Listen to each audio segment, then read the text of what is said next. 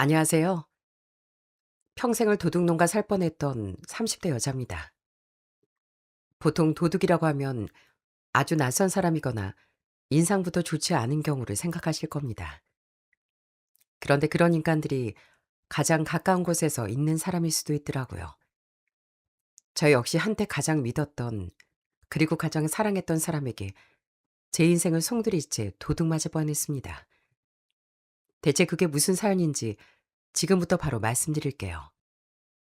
어릴 적 저희 아버진 무척 무서운 분이었답니다.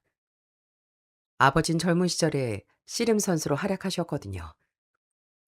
하지만 20대 중반이란 젊은 나이에 무릎 부상을 당했고 실력의 한계까지 느끼는 바람에 결국 씨름판을 떠나셨다고 합니다.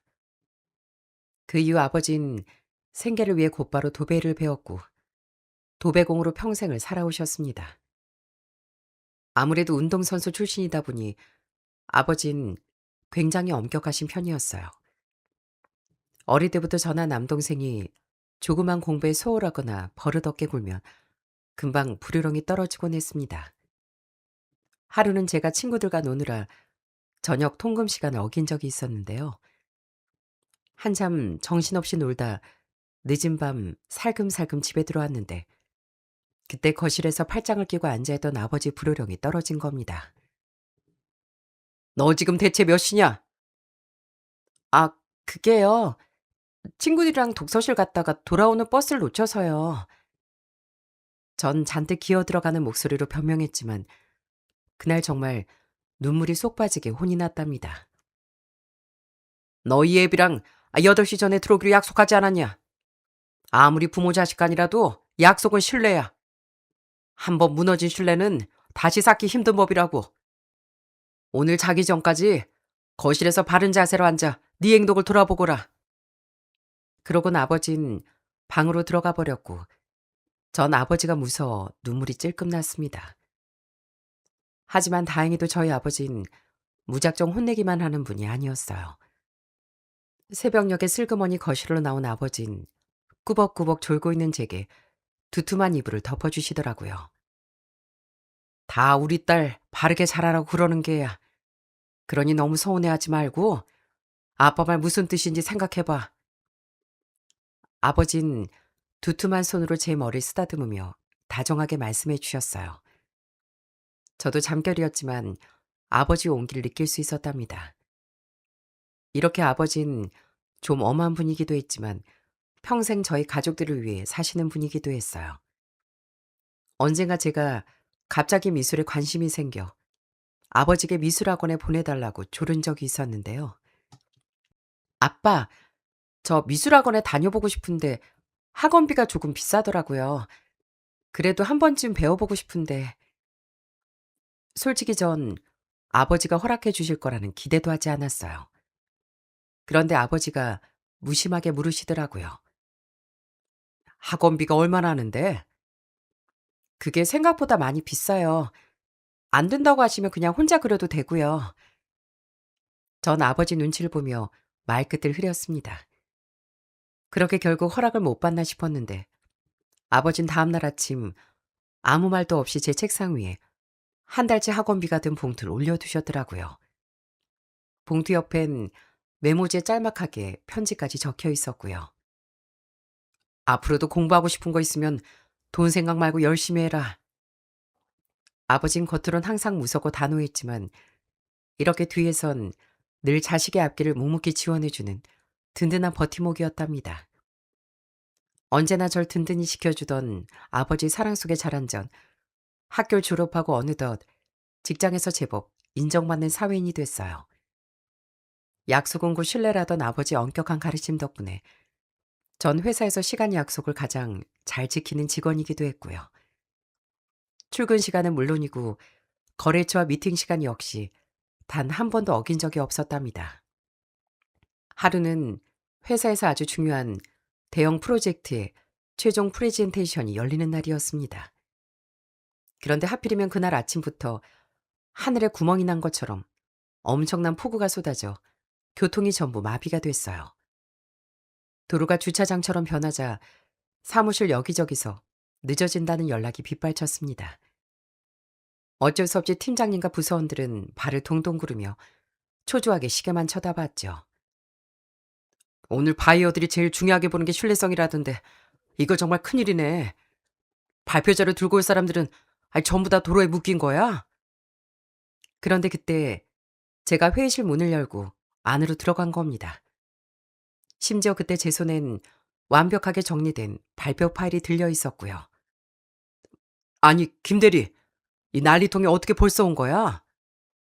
팀장님이 깜짝 놀라 물으시더라고요. 전 숨을 고르며 덤덤하게 대답했죠. 어제 저녁 뉴스에서 오늘 아침에 비 소식이 강하게 있는 걸 봤거든요. 혹시라도 차가 막힐까봐 평소보다 2시간 일찍 출발해서 첫 차를 탔어요.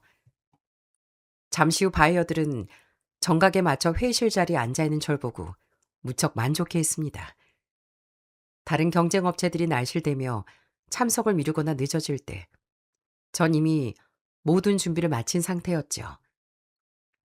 과연 소문대로네요.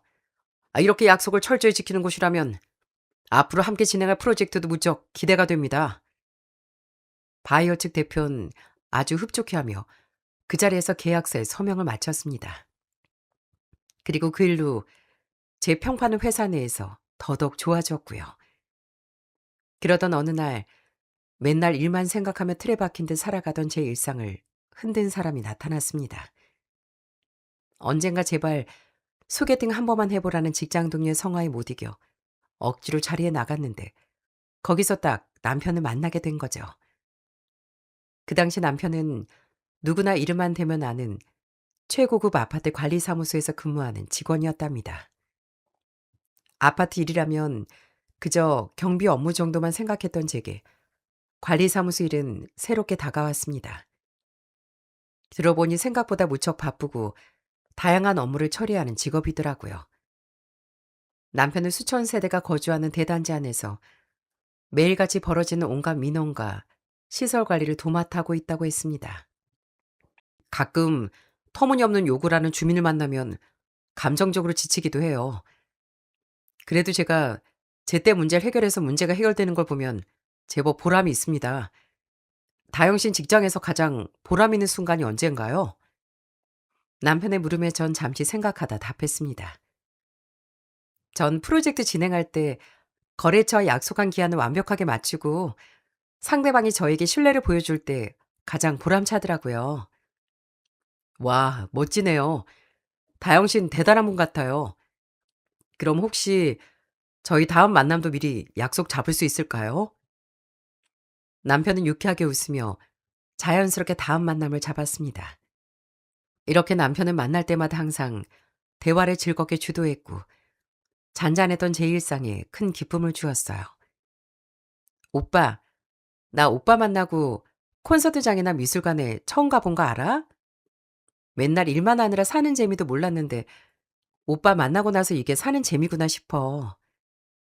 평소 계획적이고 논리적인 성격이었던 전 다정하고 안정적인 남편에게 무척 의지하게 됐습니다. 그러다 결국 저희 두 사람은 2년간의 뜨거운 연애 끝에 결혼에 꼴이 나게 됐어요. 남편은 엄격한 저희 아버지 눈에도 제법 마음에 드는 사이였답니다. 결혼 후 첫 명절에 부모님을 모시고 시골 친척집까지 내려가야 하는 상황이 있었는데요. 남편은 며칠 전부터 막히는 길과 우회도를 미리 알아둔 뒤 차에서 먹을 간식과 부모님이 좋아하는 옛날 노래들까지 전부 준비해 두었더라고요. 장거리 운전으로 피곤할 법도 한데 남편은 아버지가 가는 동안 편안하게 주무시도록 운전도 특별히 신경 썼습니다. 아버지도 사이가 무척 신경 썼다는 걸 알고 무척 좋아하셨고요. 우리 사이가 운전을 아주 조심조심 잘하는구만. 앞으로는 운전대 맡겨도 마음이 놓이겠어. 뿐만 아니라 남편은 종종 부모님과 식사 자리에서도 무척 예의 있게 행동했어요. 한 번은 저희 가족이 다 함께 식사를 하러 간 적이 있었는데 남편의 찌개가 끓어오르자 가장 먼저 국자를 들고 부모님 앞접시에 고기와 국물을 조심스레 가득 담아드렸답니다. 그러곤 아버지가 먼저 수저를 들고 밥을 드실 때까지 고든 자세로 기다렸다 그제야 밥을 먹기 시작하더라고요. 요즘 젊은 사람들은 제 밥그릇부터 챙기거나 격식 없이 행동하기도 하잖아요. 그런데 남편이 보여준 깍듯한 행동은 아버지 마음에 쏙 들 수밖에 없었죠. 장인어른, 나물 반찬 좋아하시는 것 같은데 이쪽으로 옮겨드릴게요. 그럼 드시기 더 편하실 것 같습니다. 고맙네, 사위. 자네도 많이 먹게나. 언젠가 명절날 친척들이 모여 가볍게 윷놀이를 한 적도 있었는데요. 그때 사촌들이 장난삼아 내길 걸자 남편은 일부러 아버지와 한 팀을 먹더라고요. 그러더니 둘이 편먹고 윷놀이판을 날아다니기 시작하는 겁니다. 자칫하면 서먹해질 수 있는 처가 식구들 사이에서 기죽지 않고 살갑게 잘 어울리는 사이를 보며 아버진 흐뭇한 미소를 감추지 못하셨죠. 박서방이 들어오고 나서 집안의 웃음소리가 끊이지 않는 것 같아. 내가 아주 우리 사이만 생각하면 마음이 든든하다니까. 무엇보다 제일 점수를 땄던 건 남편이 아버지가 평생 몸담았던 씨름에 관심을 가졌다는 겁니다. 남편은 거실 한 구석에 놓여있던 아버지의 젊은 시절 트로피와 빛바랜 사진들을 보며 눈까지 반짝이며 씨름에 대해 자세히 여쭤보더라고요. 자식들도 지루해하며 잘 듣지 않던 옛날 씨름 이야기에 사이가 관심을 가지자 아버진 신이나 당시 잘 쓰시던 기술까지 몸소 보여주기까지 하시더군요. 요즘 젊은 친구들 중에 씨름에 이렇게 관심이 많은 사람이 드문데 우리 사이가 재밌게 들어주니 옛날 생각도 나고 참 좋아. 저도 어릴 때 종종 TV에서 씨름 경기도 보고 응원했던 기억이 있거든요. 장인어른께서 시범까지 보여주시니 다시 경기 구경도 가고 싶네요. 남편이 왜 이렇게 모난 데 없이 성격이 좋나 했더니 그건 바로 시모 덕분이었답니다. 시모는 항상 남편이 무슨 일을 하든 믿어주고 응원을 해주셨더라고요. 시댁 식구들은 시부모님과 남편 여동생인 시누이가 있었는데 온 가족이 장남을 가장 존중해주는 분위기였답니다. 어릴 때 얘기를 들어보니 남편이 학창시절 성적이 떨어져 풀이 죽었을 때도 시모는 단 한 번을 다그치지 않으셨다고 해요. 하루는 남편이 성적표를 들고 와 잔뜩 실망이 있으니 시모가 성적표를 저 멀리 치워버리고 대신 남편을 꼭 안아주셨다네요. 엄마, 이번에도 성적이 엄청 떨어졌어요. 죄송해요. 미안하기 뭐가 미안해. 우리 아들 시험 보느라 고생 많았어. 엄만 그깟 시험 점수보다 네가 건강하고 친구들과 사이좋게 지내는 게 훨씬 더 자랑스러워. 공부가 인생의 전부가 아니니까 네가 좋아하는 다른 길을 찾으면 되지. 기죽지 마, 우리 아들.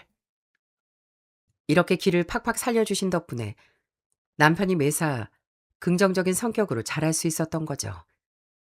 심지어 남편이 졸업하고 힘들게 들어간 첫 직장을 겨우 한 달 만에 그만두겠다고 했을 때도 시모의 믿음은 흔들리지 않았습니다. 주변 친척들은 요즘 같은 취업난에 배가 불렀다며 남편에게 한 소리씩 하셨을 때도 시모만 그렇게 남편 편을 들었다네요. 요즘 직장 구하기가 얼마나 힘든데 겨우 한 달을 못 버티고 나온대. 아주 배가 불렀네, 배가 불렀어. 참나, 알지도 못하면서 그딴 소리 하지 말어. 그딴 회사 관두길 100번 잘했어. 오죽 힘들었으면 우리 아들이 그런 결정을 내렸겠어. 남의 속사정도 모르면서 함부로 말하시들 마. 그때도 시모는 오히려 남편의 어깨를 토닥이며 응원을 해주셨답니다. 저도 결혼하고 시모를 겪으며 장남을 유별나게 아끼시는 건 알았지만 그래도 시모가 참 긍정적이고 마음이 넓은 분이구나 하고 생각했어요. 그렇게 저희 부부는 아이들도 둘 낳고 평범하지만 행복한 결혼 생활을 이어갔습니다. 그런데 결혼 10년 차쯤이 지나자 저희 부부 사이에 큰 위기가 닥쳤어요. 그건 바로 남편의 변화 때문이었답니다. 사실 저희 남편은 키가 165cm로 작은 편이었는데 그래도 결혼 초만 해도 참 날씬했거든요. 하지만 결혼하고 10년이 넘어가자 남편은 야식에 중독돼 몸무게가 100kg가 훌쩍 넘겨버렸습니다. 언젠가부터 남편의 하루 마무리는 항상 배달 앱을 켜는 거였어요. 늦은 밤이 되면 남편은 거실 소파에 누워 입을 쩝쩝거리며 그렇게 야식을 주문해 댔습니다. 밤 12시가 넘는 시간에도 배달 오토바이 소리로 집 앞이 아주 소란스러울 정도였죠. 그날도 어김없이 커다란 양념 족발 세트가 배달됐고 남편이 뼈째 들고 고기를 뜯기 시작했습니다. 세상에, 이 시간에 그 기름진 걸 먹으면 잠이 와? 당신 뱃살 좀 봐. 저도 모르게 한심하다는 듯 남편을 쳐다보며 말했습니다. 그러자 남편은 입가에 양념을 잔뜩 묻힌 채 허허 웃으며 대답하더라고요. 아이, 원래 족발은 야식으로 먹어야 제맛이야. 오늘 낮에 관리사무소에서 주민한테 스트레스를 너무 받아 그래. 이것만 먹고 잘게. 남편은 말만 그렇게 했을 뿐 조금 지나자 또다시 슬그머니 일어나 냉장고를 뒤적거렸어요. 그러더니 지난번에 먹다 남은 보쌈 고기를 꺼내더니만 기름이 허옇게 굳은 고기를 허겁지겁 먹기 시작하는 겁니다. 매일 그 꼴을 보다 못한 제가 배달 음식을 못 시키게 단속을 하자 남편은 제가 자고 있는 사이 혼자 몰래 집 앞에 24시 국밥집으로 향했습니다. 남편은 뚝배기에 든 뜨거운 돼지국밥에 밥까지 2공기를 말아 싹싹 비우고 들어왔더라고요. 남편이 밤마다 음식을 찾아 도둑고양이처럼 나가는 것도 모르던 전 어느 날 아침 남편 입에서 풀풀 풍기는 진한 국밥 냄새를 맡곤 기가 차서 물었습니다. 당신 이 새벽에 어딜 갔다 온 거야?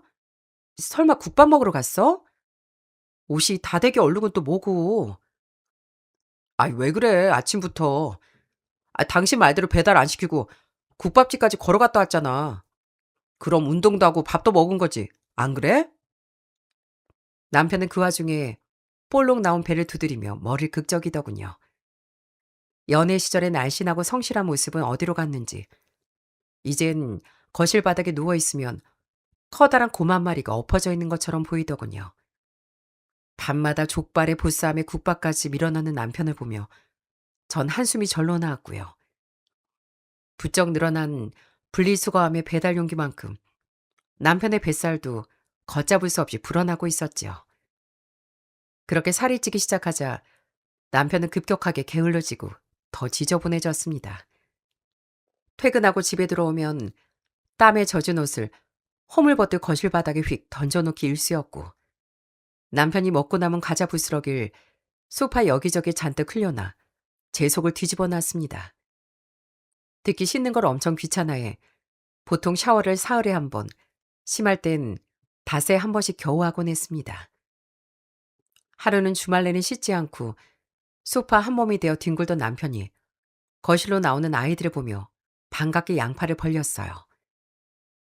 우리 강아지들 아빠한테 와서 뽀뽀 한번 해줘야지. 그런데 아이들도 남편이 다가오기도 전에 코를 킁킁거리며 인상을 확 찌푸리더라고요. 그리곤 뒷걸음질을 치며 소리를 질렀어요. 와우, 아빠한테 이상한 냄새나. 아빠 제발 좀 가서 씻어요. 아빠 옆에 냄새나서 가기 싫단 말이에요. 심지어 아이들은 남편을 피해 방으로 달아나 버렸어요. 그때 제가 하도 기가 차서 남편에게 한마디 쏘아붙였죠.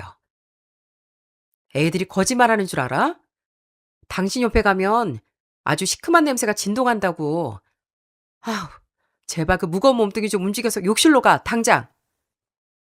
남편은 아이들의 냉정한 반응에 조금 무안했는지 머리 극적이더라고요. 그러면서도 뭐가 그리 좋은지 툭 튀어나온 배를 쓱쓱 문지르며 태연하게 대꾸하더라고요. 아이, 사람 몸에서 사람 냄새 나는 게 당연하지 왜 그래. 다들 너무 깔끔 떨어 탈이라니까. 어차피 내일 출근해야 하니까 내일 아침에 씻으면 되잖아. 남편은 끝까지 움직이지 않고 구석에 어제 먹다 남긴 과자 봉지를 찾아내더니 부스러기를 입에 탈탈 털어넣었습니다. 그때 저 역시 남편 몸에서 풍기는 냄새가 너무 싫어 거실 창문을 활짝 열어젖혔어요. 집안 곳곳에 아무리 탈취제를 뿌려대도 퀴퀴한 남편 냄새가 쉽게 빠지지 않는 것 같아 머리가 다 아플 지경이었죠. 그런데 이 와중에 심은 100kg가 부쩍 넘은 아들의 지저분한 모습마저도 마냥 좋게만 봐주시더라고요. 하루는 시모가 반찬을 싸들고 저희 집에 찾아오신 적이 있었네요. 남편은 그날도 사흘째 씻지 않은 부스스한 모습으로 거실 소파에 누워 과자나 먹고 있더군요. 전 민망한 마음에 시모 눈치를 보며 남편의 옆구리를 쿡쿡 찔렀죠. 당신 어머님 오셨는데 씻지도 않고 소파에서 뭐 하는 거야. 제발 샤워 좀 해. 애들도 아빠한테 쉰내 난다고 난리잖아. 제 말에 시몬 손살을 치며 곧바로 남편을 두둔하고 나서는 겁니다. 시몬 더럽지도 않은지 글쎄 소파에 누운 아들의 떡진 머리를 다정하게 쓰다듬으며 말씀하시더라고요. 아유 어머마, 주말인데 우리 아들 좀 편하게 쉬게 냅둬라. 밖에서 일하느라 얼마나 지쳤으면 집에서 저러고 있겠니? 그리고 냄새는 무슨 냄새 난다 그러니? 아내는 우리 아들 살이 통통하게 올라서 동글동글하니 꼭 곰인형 같고 마냥 귀엽기만 하구만. 그러더니 시모는 남편이 먹고 근처에 던져둔 음식물 쓰레기까지 손수 치워주시기까지 했습니다. 엄마, 저 사람 나만 보면 맨날 씻으라고 구박해. 내가 집에서까지 이렇게 스트레스 받아야 돼? 남편은 시모 뒤에 숨어 아이처럼 투정을 부렸습니다. 시몬 또 그 모습을 보며 허허 웃으시는 거 있죠? 오히려 절 혼내며 남편의 편을 드시더군요. 어머마, 남잔 자고로 집에서 기가 살아야 밖에서도 일을 잘하는 법이다. 너무 우리 아들 잡지 마라. 살찐 게 복스럽고 보기만 해도 든든한데 왜 그러니? 시몬 무조건 본인 아들 편만 들며 심지어 귀여워해주기까지 했습니다. 전 시모의 못 말리는 아들 사랑과 그 옆에서 싱글벙글 웃고 있는 100kg짜리 남편을 보며 속으로 아주 혀를 내둘렀어요. 그렇게 남편에게 이성적인 매력이 아주 바닥을 치던 와중 저희 부부 사이에 또 하나의 큰 갈등이 터졌습니다. 어느 날부터 남편은 행동마저 눈에 띄게 이상해졌더라고요. 남편은 퇴근하고 집에 들어오면 거실 소파에 눕는 대신 슬그머니 핸드폰을 들고 작은 방으로 들어가는 일이 잦아졌습니다.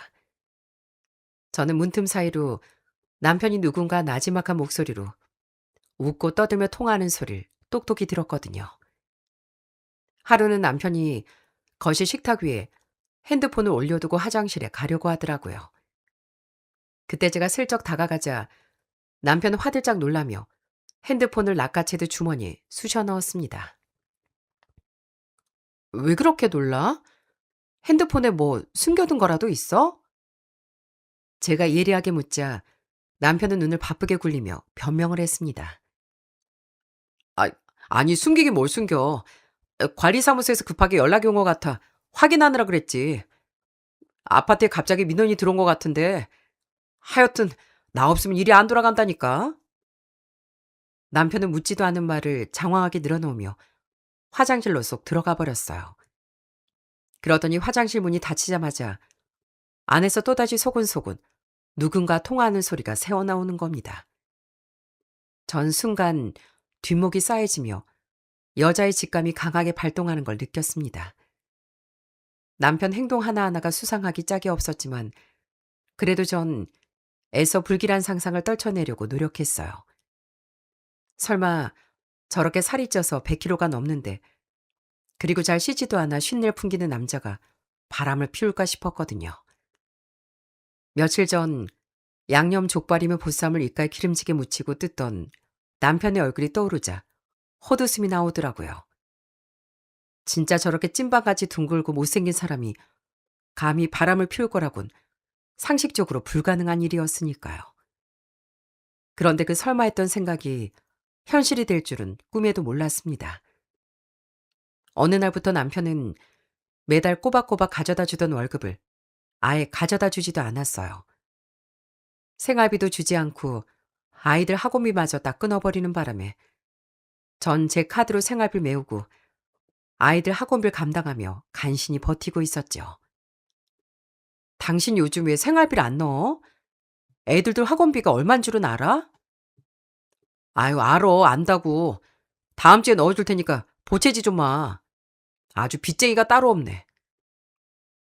그렇게 대체 이 사람이 월급도 안 주고 어디에다 돈을 쓰나 싶어 속이 바짝바짝 타들어가던 중 결국 꼬리가 잡히고 말았습니다.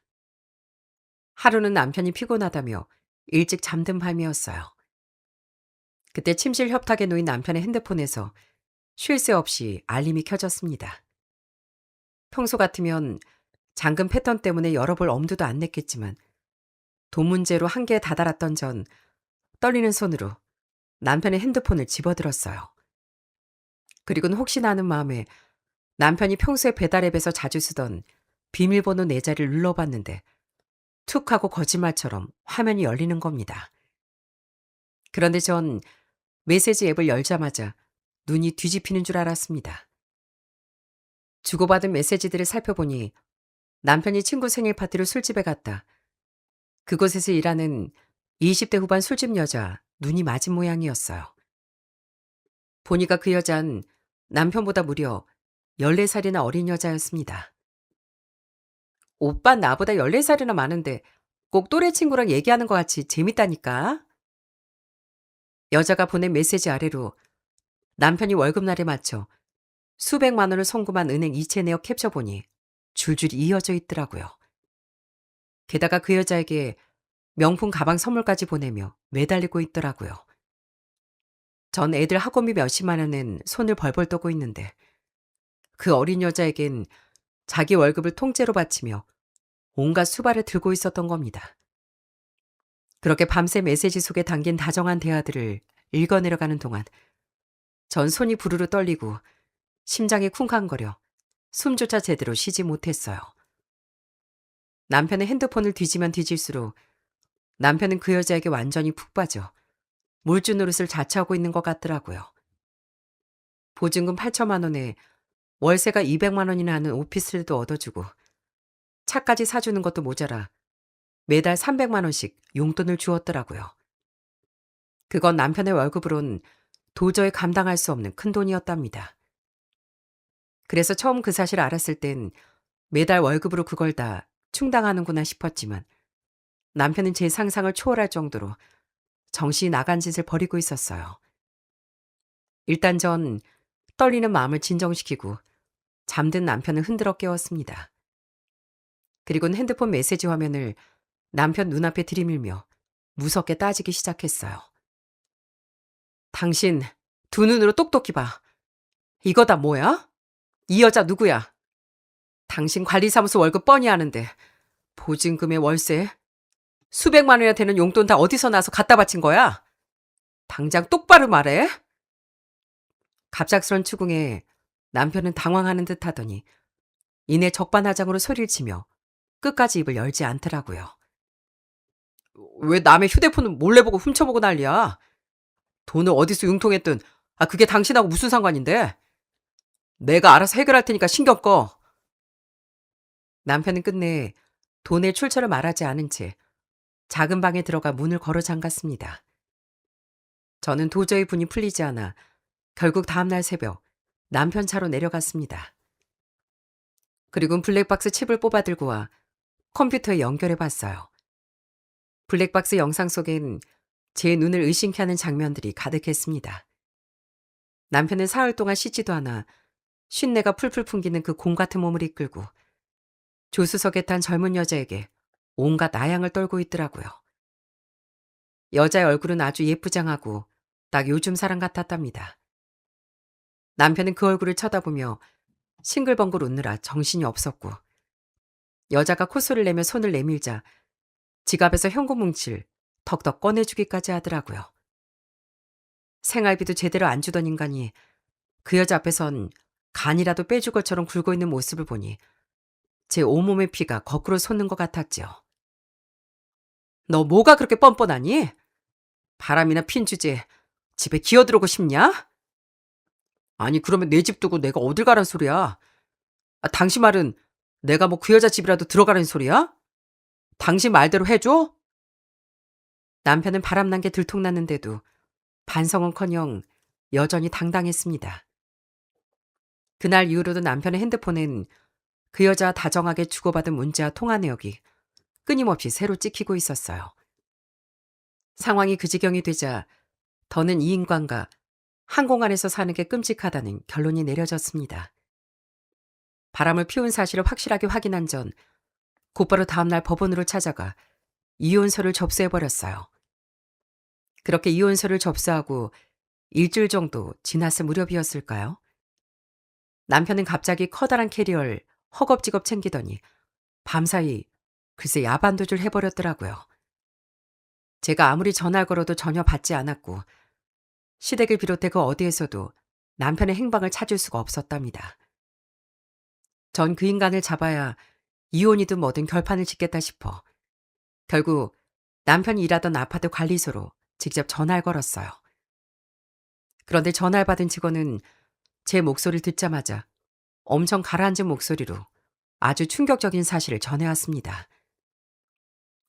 혹시 박재균 씨 아내분이신가요? 혹시 아직 얘기 못 들으셨습니까? 그러면 지금 당장 아파트 관리사무소 좀 와주셔야 할 것 같습니다. 제가 불길한 예감에 휩싸여 한달음에 관리사무소로 찾아가니 아파트 직원분이 곤혹스러운 얼굴로 어떤 서류 뭉치를 보여주더군요. 그건 바로 남편이 아파트 관리비를 횡령했다는 증거였어요. 뭐라고요? 제 남편이 그럼, 아니 그 인간이 남의 돈에 손을 댔다는 거예요? 들어보니 남편은 아파트 관리비 공금을 횡령해 이미 경찰에 신고가 들어간 상태라고 하더군요. 남편은 경찰 조사가 본격적으로 시작될 것 같으니까 부랴부랴 관리사무소 그만두고 짐을 챙겨 도망을 친 거였습니다. 박재균 씨가 아파트 관리비 계좌에서 야금야금 돈을 빼돌렸더라고요. 저희도 이번에 회계감사를 하면서 겨우 알아챘습니다. 남편은 그 어린 술집 여자에게 무슨 돈으로 그렇게 선물을 퍼주었는지 드디어 퍼즐이 맞춰지는 순간이었죠. 돈이 한참 부족했는지 대담하게 공금 횡령까지 저지른 겁니다. 남편이 횡령한 액수를 전해 듣는 순간 제 귀를 의심할 수밖에 없었어요. 그 인간이 빼돌린 금액이 대체 얼마나 돼요? 제가 덜덜 떨리는 목소리로 묻자 관리소장님이 한숨을 쉬며 대답했습니다. 확인된 것만 무려 2억 7천만 원입니다. 도저히 일반 직원이 혼자 저지를 수 있는 수준이 아니에요. 2억 7천만 원이라는 어마어마한 액수를 듣는 순간 제 머릿속이 새하얗게 변해버렸어요. 전 떨리는 다리를 부여잡고 아파트를 빠져나올 수밖에 없었죠. 그렇게 사는 게 사는 것 같지 않던 중 어느 날 저녁 아버지께 전화가 걸려왔습니다. 수화기 너머로 아버지 목소리를 듣는 순간 눈물이 왈칵 쏟아질 것 같았지만 애써 목소리를 가다듬으며 아무렇지 않은 척을 했어요. 다영아, 아빠다. 너 별일 없지? 너 곧 있으면 생일이지 않냐?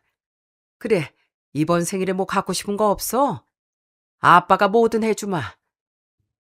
아버지 전화를 받고서야 전곧 제 생일이라는 걸 깨달았습니다. 남편이 저지른 끔찍한 일을 수습하느라 날짜가 어떻게 가는지도 모르고 있었나 봐요. 그렇게 남편이 도망치고 생활비가 부족해 하루하루 피가 마르던 차에 결국 제 생일날이 다가왔습니다. 아버진 딸의 생일이라고 양손 가득 선물을 들고 저희 집으로 직접 찾아오셨어요. 하지만 제 헬쑥한 얼굴과 엉망이 된 집안 분위기를 보시자마자 아버진 단번에 뭔가 이상한 걸 눈치채셨답니다. 결국 전 참았던 눈물을 터뜨리며 아버지에게 남편의 바람과 공금 횡령 그리고 법원에 이혼서를 접수했다는 사실까지 전부 털어놓았어요. 그놈의 자식이 그런 파렴치한 짓을 벌였단 말이냐. 바람으로도 모자라서 범죄까지. 제 이야기를 듣던 아버진 억장이 무너지는 듯 가슴을 내리치시더라고요. 네 꼬라지가 이게 뭐야. 왜 진작 이 아빠한테 말을 안 했어. 내 그놈을 엎어치든 매치든 했을 텐데. 아버진 한동안 몹시 화를 내시다가도 제가 또 안쓰러워 어쩔 줄을 몰라 하셨어요. 너 요즘 밥은 먹고 다니는 거야? 그놈이 생활비도 안 준다고. 이거 아빠 카드니까 이거 가지고 너도 좀 쓰고 가서 맛있는 것도 좀 사 먹어라. 이럴 때일수록 네가 기죽지 말고 씩씩하게 살아야 그놈이 아프지 않는 거야. 알겠어? 아버진 카드 하나를 꺼내 제 손에 쥐어주셨답니다. 그러고는 아주 단호하게 물으셨어요. 이미 법원에 서류 냈다고 하니 절차대로 딱 부러지게 끝내라. 돈이나 횡령하고 도망친 쓰레기 같은 놈한테 우리 딸 그 아까운 인생 단 1분 1초도 더 낭비하게 할 수 없지. 아빠가 뒤에서 다 알아서 해줄 테니까 넌 아무 걱정 말고 마음부터 추스려. 엄하기만 하던 아버지가 다정하게 절 위로해 주시니 전 아버지 품에 안겨 한참을 서럽게 울었습니다. 아버진 댁에 돌아가실 때까지 제게 계속 카드를 편하게 쓰라며 신신당부하셨어요. 하지만 부모님이 자식 힘들까봐 쓰라고 주신 돈을 옷이나 사는데 덜컥 쓸 수는 없었답니다.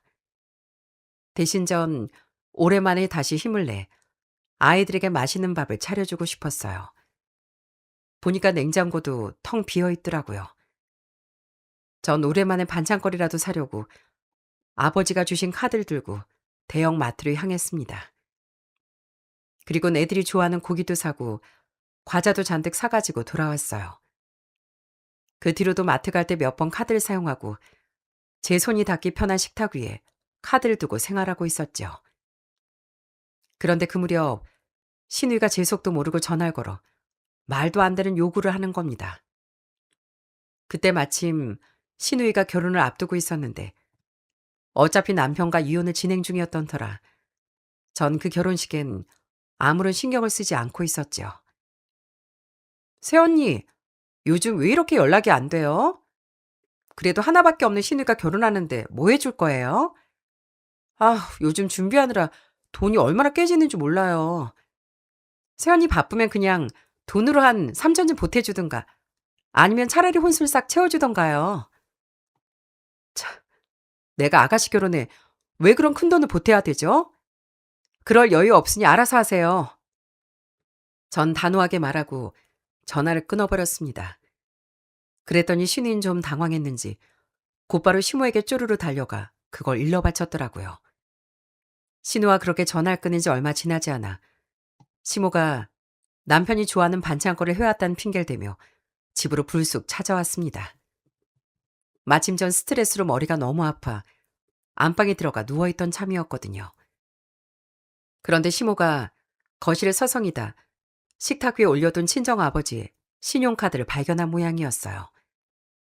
시모는 그 카드가 제 카드인 줄 알고 저에게 말 한마디 없이 몰래 주머니에 챙겨 밖으로 나가버렸습니다. 전 그것도 모르고 있다가 한참 뒤 시모의 전화를 받고 카드가 도둑 맞은 걸 알았네요. 어머마, 아까 너 자는 것 같아서 집에 있던 네 카드 좀 들고 나왔다. 우리 딸 혼수 좀 사려고 가전제품 매장에 나와 있는데 우선 TV랑 냉장고 같은 거 딱 필요한 걸로 1,000만 원 긁을 테니까 너도 그런 줄 알거라. 시모는 그 카드가 누구 명인지 확인조차 하지 않고 제 것인 줄 알고 대담하게 백화점에 혼수를 사러 갔나 봅니다. 깜짝 놀란 전 자리에서 벌떡 일어나 거실 식탁을 확인해 봤어요. 그리고는 곧바로 아버지께 전화를 걸었죠. 아빠, 혹시 지금 카드 결제 문자 온 거 있어요? 뭐 얼마 긁혔다고 안 떠요? 안 그래도 좀 전에 180만 원이 결제됐다고 문자가 오더구나. 다행히 너 뭐 TV라도 산 거야? 아빠, 당장 그 카드 분실 정지부터 시키세요. 지금 저희 시모가 아빠 카드를 제 카드인 줄 알고 몰래 가져가서 신우이 혼수 산다고 백화점에서 막 긁고 다니는 것 같아요. 제 말을 들은 아버진 머리끝까지 화가 나 또다시 그게 호통을 치셨답니다. 뭐라고? 아니, 그게 대체 무슨 회개망측한 소리냐? 그 옆에 내가 왜 남의 카드를 마음대로 긁고 다녀? 그 돈이 어떤 돈인데? 감히 우리 딸 쓰라고 준 돈을 가로채? 아빠, 화내지 마시고 일단 카드 정지부터 하세요. 제가 알아서 할 테니까 조금만 기다려 주시고요. 전 일단 아버지를 진정시키고 카드부터 바로 정지시키게 했습니다. 그리고 나서 한 20분쯤 지나 시모에게서 다시 연락이 왔더라고요. 어머마, 아 이게 대체 어떻게 된 일이니? 좀 전에 180만 원짜리 겨우 TV를 샀는데 냉장고를 결제하려고 보니까 분실 신고된 카드라고 뜨네. 매장 직원이 나를 얼마나 이상하게 쳐다봤는 줄 아니? 너 나 골탕 먹이려고 바로 카드 막아놓은 게야? 수화기 너머로 빽빽 소리를 치는 시모를 보며 전 잔뜩 비웃어 주었답니다. 저기요, 진정하시고 지금 들고 계신 카드 앞면에 적힌 이름 좀 똑바로 보시겠어요? 눈 크게 뜨고 잘 보면 그거 제 이름 아닌 거 보이시죠? 그거 저희 아버지 카드예요. 도대체 어쩌시려고 제 아버지 카드 허락도 없이 훔쳐가서는 마음대로 쓰신 거예요? 뭐라고? 이게 사돈 어른 카드라고? 아니, 난 영어를 잘 못하니까 네 카드인 줄 알았지. 제 말에 시몬 큰 충격을 받은 듯 더는 말을 잇지 못했습니다. 저희 아버지가 그쪽 아드님 월급도 안 갖다 주고 여자랑 바람 피우느라 바빠 보여서 저 쓰라고 준 카드인데 그걸 그 사이 훔쳐가요? 저희 아버지 지금 화 많이 나셔서 내일 당장 고소 들어간다고 하시네요. 고소당하기 싫으면 딱 하루 시간 드릴 테니까 그 돈 당장 입금하세요. 그리고 아드님한테 얘기 못 들으셨나 본데 저 얼마 전에 이혼서를 접수하고 왔거든요. 그쪽 아들 집 안 들어온 지 며칠 됐고 지금 공금까지 횡령해서 도피 생활 중이에요. 조만간 잡히면 당장 감옥에 들어갈 테니 그런 줄 아세요. 아무튼 내일까지 돈 입금 안 하시면 저희 아버지 바로 고소하니까 알아서 잘 선택하시고요. 제가 숨도 쉬지 않고 조목조목 쏘아붙이자 덜컥 겁이 난 시몬 다음 날이 되자마자 매장에서 결제된 금액 180만 원을 제 통장으로 헐레벌떡 송금했더라고요. 더해서 저희 아버지는 시모에게 직접 전화를 걸어 사이다처럼 시원하게 한마디를 날리셨고요. 아이고 사돈, 제 카드 가지고 혼수 구경 잘하셨습니까? 자식 관리도 제대로 못하더니 대개 아드님이 남의 딸 눈에 핏물 나게 하고 쓰레기 같은 짓을 골라서 하는 게 다 사돈을 쏙 빼닮아 그런가 봅니다. 다 늙어 자식 덕에 법원 구경하기 싫으시면 앞으로 똑바로 사세요. 저희 아버지 불효령에 시몬 변명 한마디 못하고 전화를 뚝 끊어버렸어요. 그리고 그로부터 2주 정도 지났을 무렵입니다. 글쎄 도망간 남편에게서 마침내 전화가 걸려왔어요. 위치 추적을 당할까봐 겁이 났는지 공중전화로 걸었더라고요. 어디서 범죄 드라마 같은 걸 많이 봤나 봅니다. 수화기 너머로 남편은 사시나무 떨듯 엄청나게 떨고 있더라고요. 여보, 나 어떡해. 나 지금 갈 곳도 없어. 나 좀 도와줘, 제발. 뭘 어떡해. 해. 죄를 지었으면 감옥에 가야지. 난 너 같은 놈이 어떻게 그 젊은 여자랑 바람을 피울 수 있을까? 참 신기했는데 알고 보니까 훔친 돈을 여자 꼬신 거였더라. 네 돈 다닌 공금으로 겁도 없이 말이야. 아니야 여보. 나도 그 여자한테 공사당한 거야. 나 진짜 몰랐어. 여러분도 공사라는 말 한 번쯤 들어보셨죠? 남편은 술집 여자에게 완전히 속아 넘어가 호구 노릇을 톡톡히 했다는 뻔뻔한 변명을 늘어놓더라고요. 남편의 말에 따르면 상간년 남편이 더는 공금을 빼돌리지 못하고 수배까지 내려져 도망다닌 신세가 되자 매정하게 남편을 버렸다고 하네요.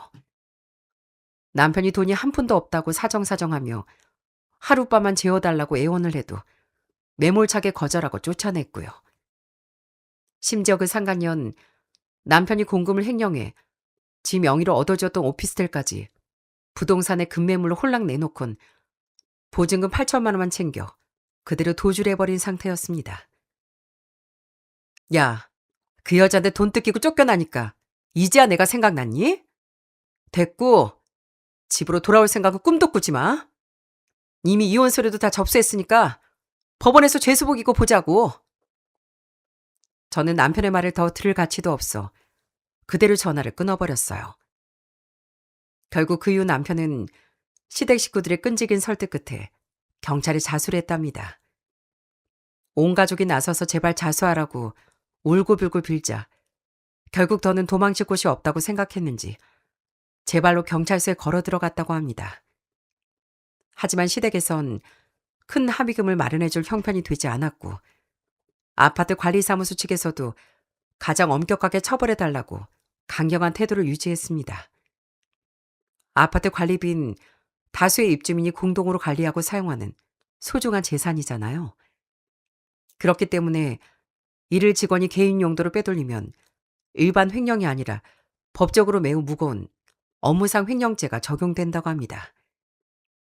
이 죄는 10년 이하의 징역형이나 3천만 원 이하의 벌금형에 처해질 수 있는 아주 무거운 중죄였어요.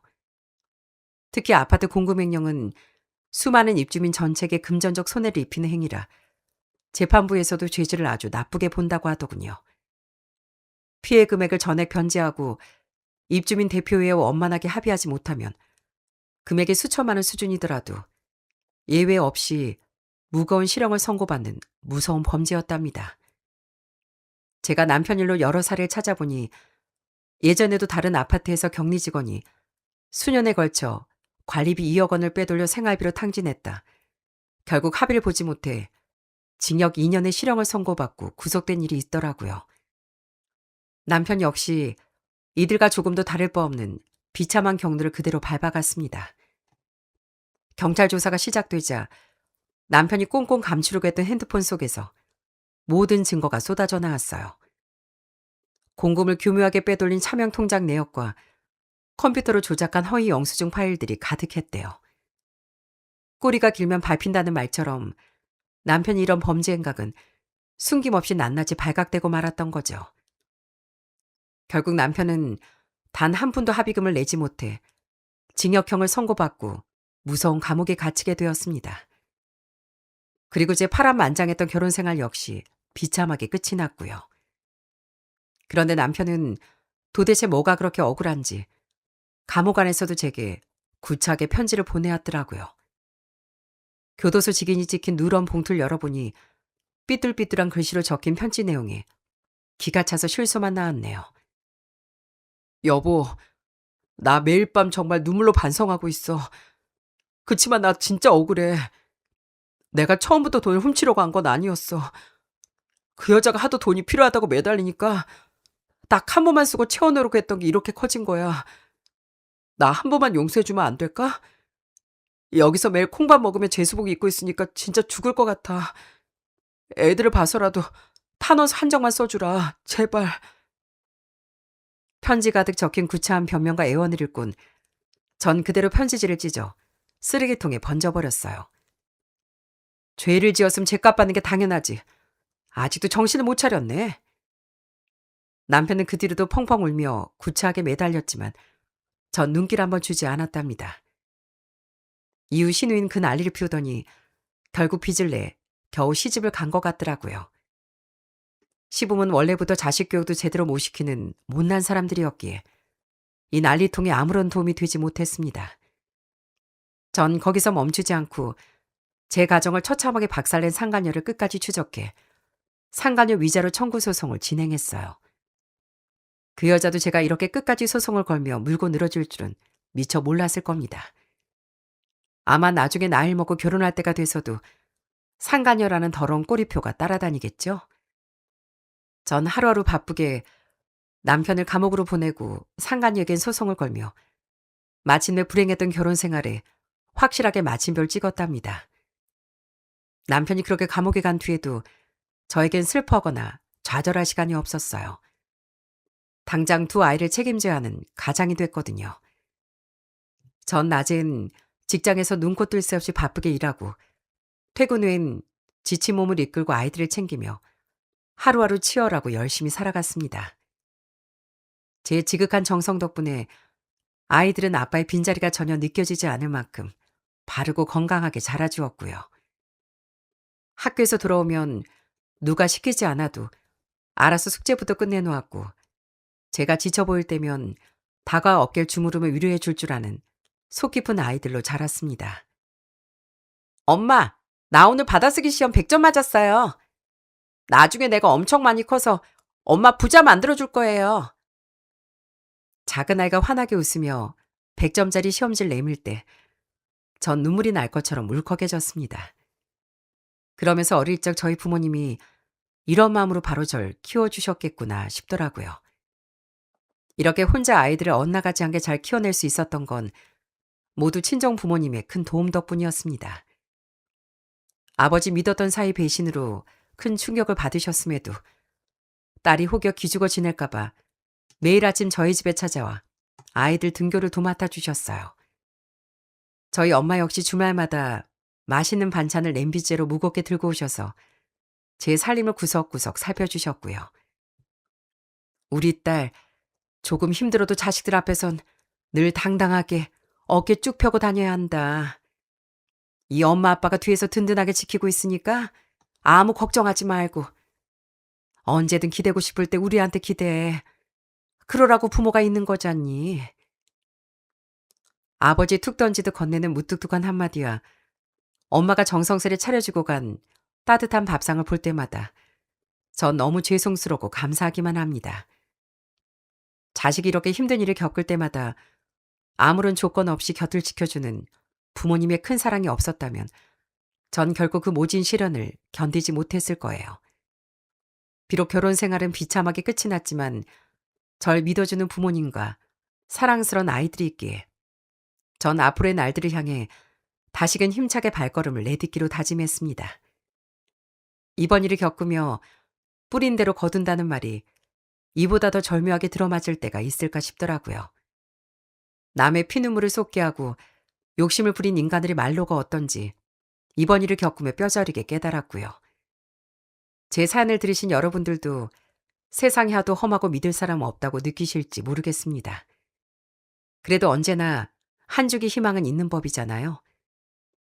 전 비록 한때 사람에 대한 믿음을 잊어버렸지만 가족들의 사랑을 받으며 다시 희망을 찾아가고 있습니다. 그럼 제 사연 끝까지 들어주셔서 정말 감사드립니다.